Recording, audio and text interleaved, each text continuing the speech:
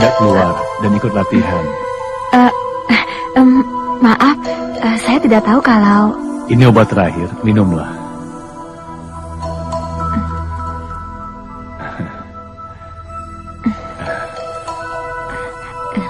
Ayo keluar, kita lihat dari dekat. Ilmu bela diri itu pada dasarnya sama. Memukul, menendang, dan menghindar. Kalau Ananda Ambarwati sudah punya dasar yang kuat, rasanya tidak akan sulit untuk berlatih. Tapi saya merasa tidak punya dasar latihan yang kuat. Latihan yang diberikan pada saya sangat mengarah pada pembalasan dendam. Bu, sudah capek, istirahat yuk. Iya, ayo. Maaf Nanda Ambarwati. Ilmu bela diri, termasuk kungfu. Sang Ambarwati dikejutkan oleh sang pemilik rumah, ia pun melihat dari jendela mereka yang sedang berlatih, hingga ia pun disuruh minum obat dan setelahnya sang Ambarwati diajak keluar oleh sang pemilik rumah. Karena sang pemilik rumah ingin menasehati akan Ambarwati, ia ingin balas dendam, oleh karenanya sang Ambarwati dinasehati tentang ilmu bela diri salah satu adalah kungfu. Karena itu bukanlah alat untuk balas dendam terhadap siapapun, kata si pemilik rumah dan ia pun memamerkan akan kebiasaannya tentang kungfu tersebut kepada sang Ambarwati dan Ambarwati pun menuruti akan gerakan yang diberikan kepadanya.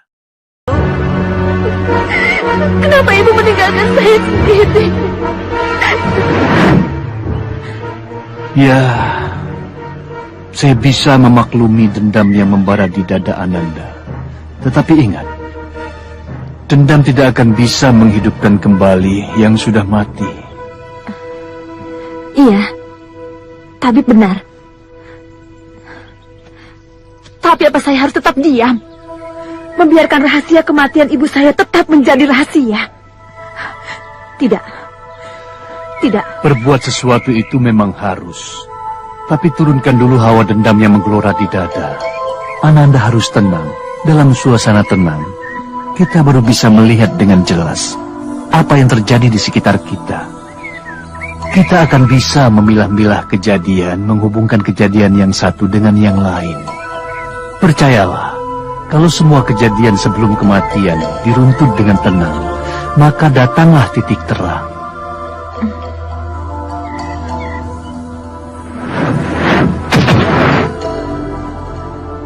Dalam kungfu, ada satu gerakan yang halus, yang akan membantu menyegarkan ingatan.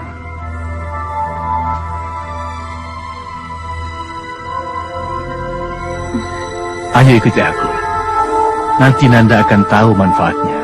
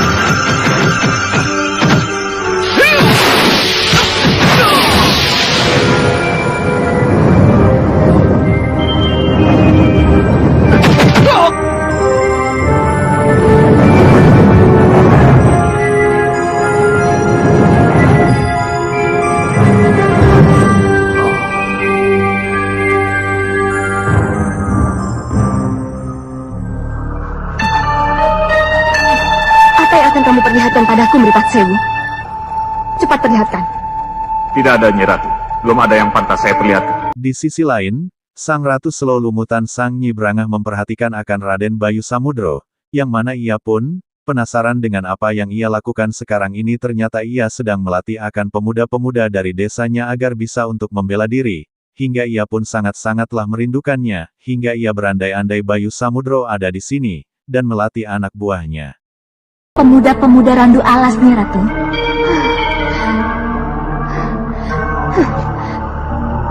Mripat Sewu, perlihatkan padaku. Aku ingin melihat si wadak samudra itu. Baik, Nyi Ratu.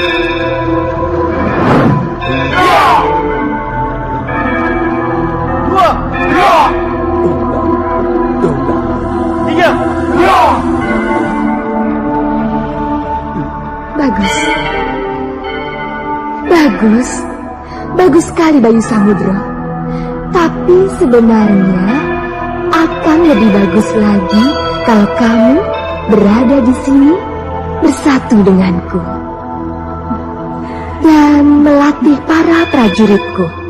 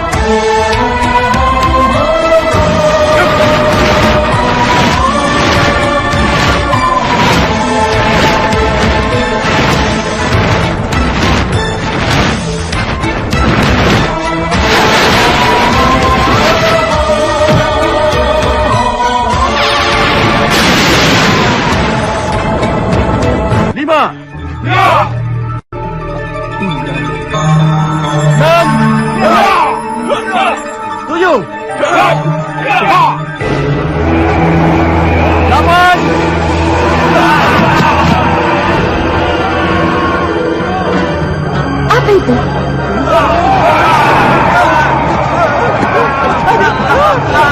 Tiba-tiba saja angin yang entah dari mana datangnya menyerang akan latihan mereka hingga Bayu Samudro mengeluarkan akan kekuatannya, dan ternyata itu adalah titah Sang Raja Singa yang mengirimkan mereka untuk menjemput dan menjadi raja dari kerajaan Singobarong. Pertarungan pun terjadi dan dengan sulitnya akhirnya Bayu Samudera berhasil mengalahkan akan mereka. Terdengarlah sampai ke telinga Sang Raja Singobarong dan membuat ia tertawa dan menangis. Ternyata dari kejauhan Sang Nyi Roro Kidul pun memperhatikan akan Singobarong tersebut.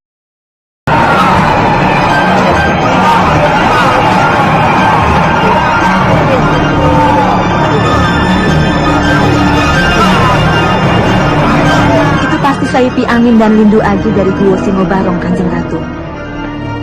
Apa yang harus hamba lakukan, Kanjeng Ratu? Bayu sudah bukan Joko Temon lagi. Ia tahu apa yang harus dia lakukan.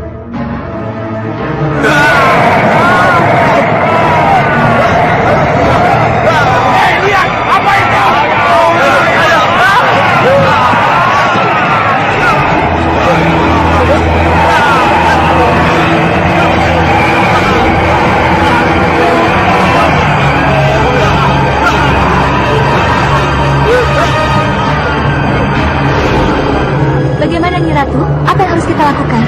Tunggu dulu. Kita lihat saja.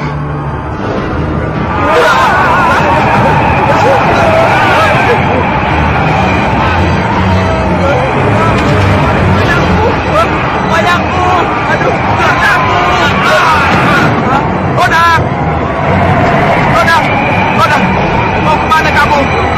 Pulang. Tapi cintaku. Oh, kasihan cintaku. Cintaku.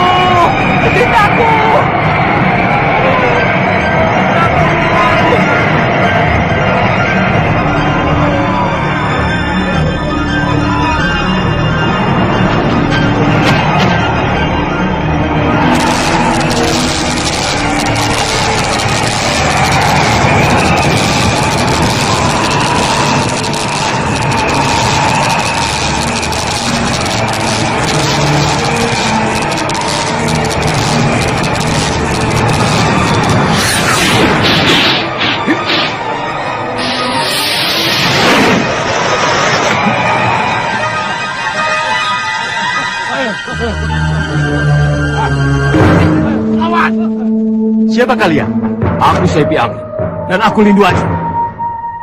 Maafkan kami, Bayu Samudro. Hanya dengan membuka serangan, kami baru yakin kalau yang kami hadapi adalah benar-benar Bayu Samudro. Kami utusan dari Go Singobarong. Kami ditugaskan untuk menjemput anak Mas Bayu Samudro untuk kami boyong ke Go Singobarong. Anak Mas? Ya, karena Sang Prabu Singobarong berkenan mengangkat anak Mas menjadi puteranya dan akan disiapkan menjadi penggantinya. Kelihatannya Sang Prabu keliru. Tidak mungkin seorang anak manusia menjadi raja bangsa lelembut. Tidak. Maaf. Saya tidak mungkin memenuhi panggilan ini. Kami punya Purbawasesa untuk memboyong paksa anak Mas. Tidak. Bukan ini yang saya kendaki. Maaf anak Mas. Hanya dengan kekerasan kami harus memaksa anak Mas.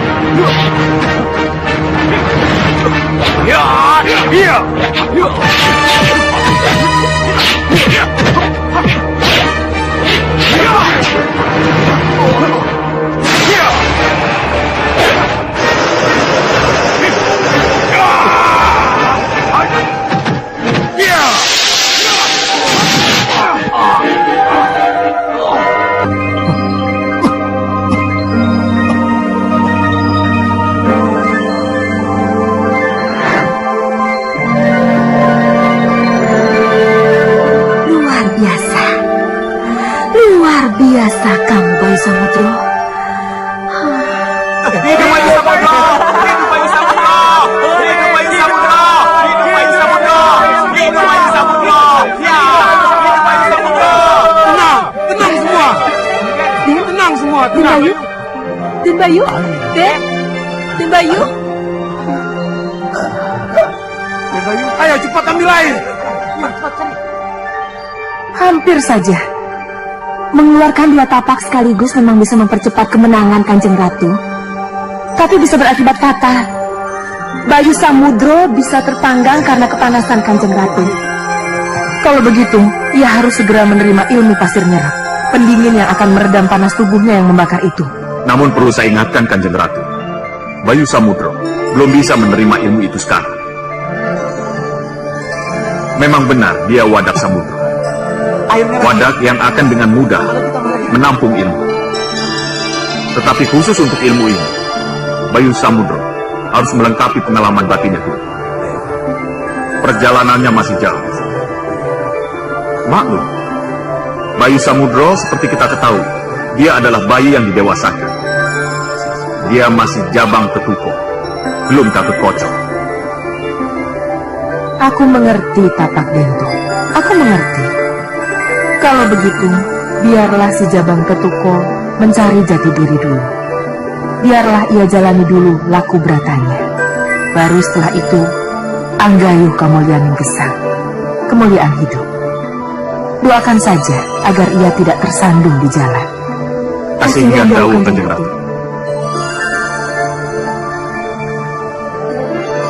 Ampun Kanjeng Ratu, Gua Singobarong bergetar. Perlihatkan. Aku ingin lihat apa yang terjadi dengan perdikan itu. Kasihan dawuh Kanjeng Ratu.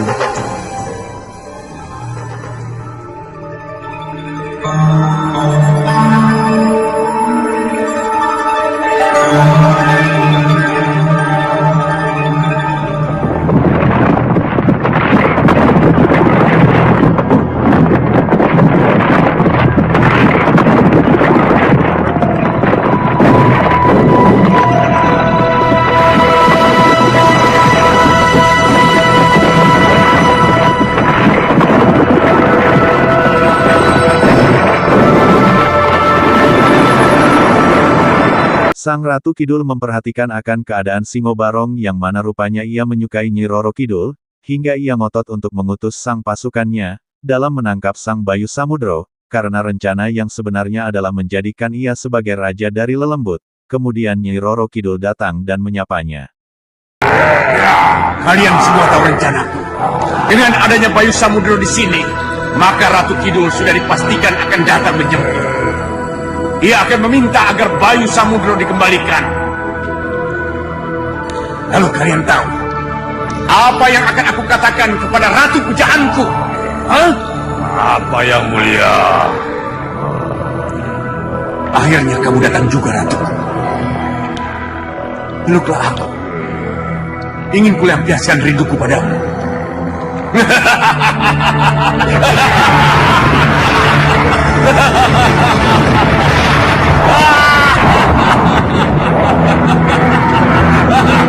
Jangan tertawa yang mulia. Jangan tertawa.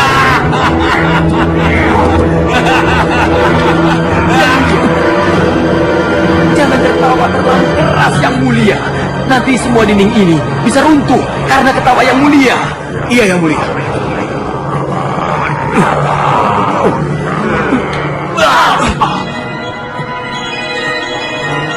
Inilah susahnya kalau jadi Singgobaro. Ketawa salah, mengguncang kaki juga salah. Kenapa harus begini? Kenapa ketawaku membuat bencana? Kenapa kalau aku ketawa semuanya jadi bergetar? Kenapa kakiku? Haruskah terjadi gempa bila aku hentakkan kakiku ke bumi? Alangkah malangnya nasibku, Singgobaro. Alangkah malangnya.